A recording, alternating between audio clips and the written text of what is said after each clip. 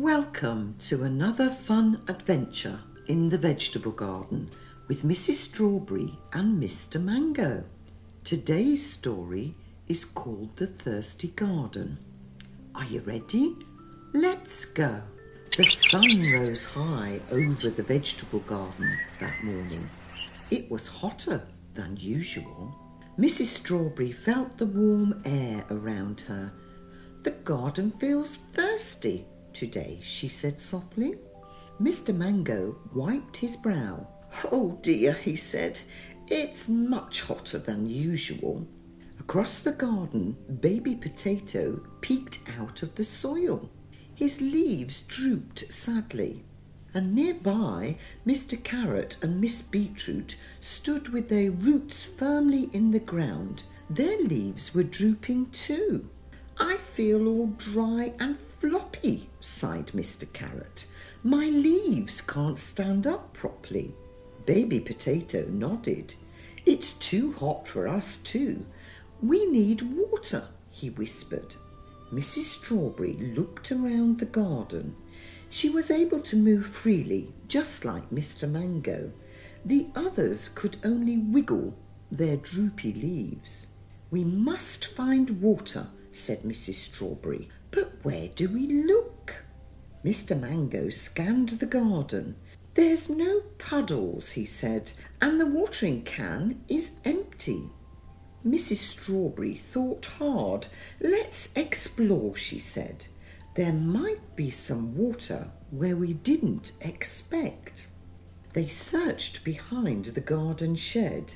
Nothing but dusty tools and cobwebs. They looked near the flower pots. Still no water at all. Suddenly Mr. Mango pointed. Over there! In the shade at the side of the compost heap sat an old boot, and inside a puddle of water sparkled faintly. Water! Cried Mrs. Strawberry, and it hasn't dried up because it's in the shade. Baby Potato watched through wide eyes. Will it be enough? He said hopefully.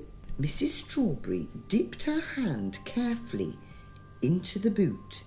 A single drop clung to it. She carried a drop of water to Mr. Carrot's stem and let it trickle down to his roots. Mr. Mango smiled. Good idea. We'll take it in turns, he said.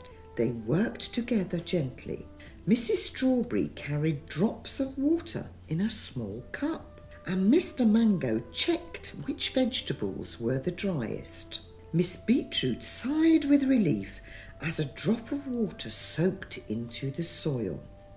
I can feel it already, she said. Next they helped Baby Potato. The tiny drops of water made the earth around him dark and damp.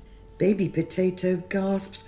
My soil is getting cooler, he said. Soon the vegetables looked less floppy. Their leaves lifted just a little. Mr. Carrot smiled shyly. Thank you, he said. I feel steadier now. Mrs. Strawberry looked proud. We did it together, she said. Mr. Mango nodded, and we shared the work. That made it much easier. Baby Potato tilted his head. What do you call that? He asked. Mrs. Strawberry smiled warmly.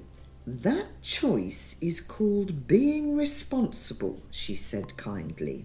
It means you tried your best, looked after others, and worked together to help each other. Baby Potato smiled. So being responsible means we don't just look after ourselves. Exactly, said Mrs. Strawberry. We think about everyone in the garden. Fireflies began to blink between the bean canes and their leaves. Tiny sparkles danced in the twilight. The garden felt calm and safe again. The vegetables stood tall together. Miss Beetroot whispered, We solved a problem as a team. Mr. Carrot nodded. and we learned how to use what we had. The vegetables swayed gently in the cool night breeze. Their leaves were no longer drooping. Everything felt still and peaceful. The garden was safe again. And as the stars twinkled overhead, the thirsty garden was no more and rested with a happy heart. The end.